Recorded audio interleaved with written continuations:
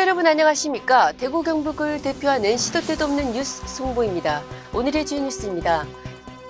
이재명 더불어민주당 대표가 2일 오전 부산 가덕도 방문 중 60대 남성의 흉기 습격으로 목 부위를 다쳤습니다.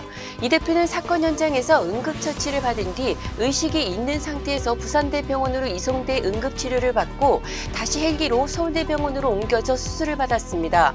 부산경찰청은 60대 남성이 조사 과정에서 이재명 대표를 죽이겠다는 살인의 고의가 있었다고 진술했다고 밝혔습니다. 이재명 더불어민주당 대표가 2일 오전 부산 가덕도에서 흉기에 피습당하면서 경찰이 이날 오후 대구를 찾는 한동훈 국민의힘 비상대책위원장 경호 인력을 평소보다 4배 이상 늘렸습니다.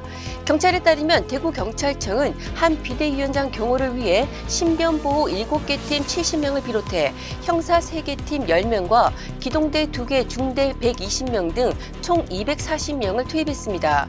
국민의힘 대구 경북 시도당 신년 인사회 참석을 위해 대구를 찾은 한 비대위원장은 사안의 중대성을 고려해 이날 오후 예정된 일부 일정을 취소했습니다.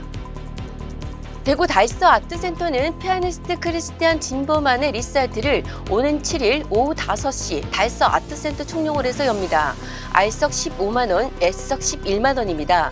진버만은 18세에 쇼팽 국제 피아노 콩쿠르 우승과 더불어 마주르카상, 폴로네이즈상 등 주요 상을 휩쓸며 세계 무대에 화려하게 데뷔했습니다.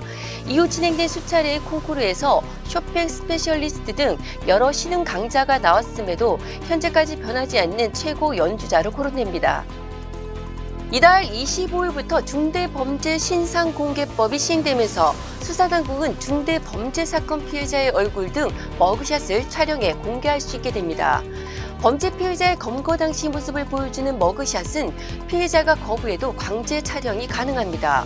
검찰과 경찰은 홈페이지에 촬영한 머그샷을 30일간 공개합니다.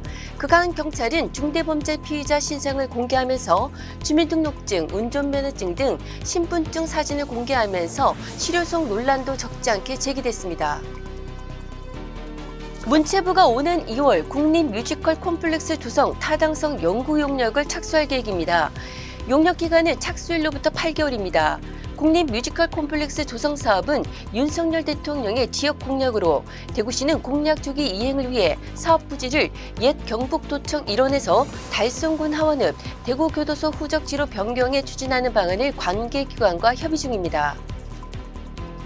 법무부의 외국인 정책 기본계획에 출입국 이민관리청 설립이 포함되면서 이를 유치하려는 경북도의 움직임도 바빠지고 있습니다.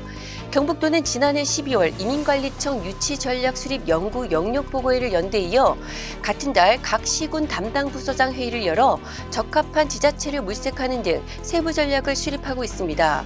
경북도는 타 지자체보다 인구 소멸 위험이 더 높은 만큼 이민 활성화를 위해 이민관리청을 반드시 유치해야 한다는 입장입니다. 부산과 인천, 충남, 전남, 김포, 안산 등도 이민관리청 유치에 뛰어들 것으로 알려졌습니다.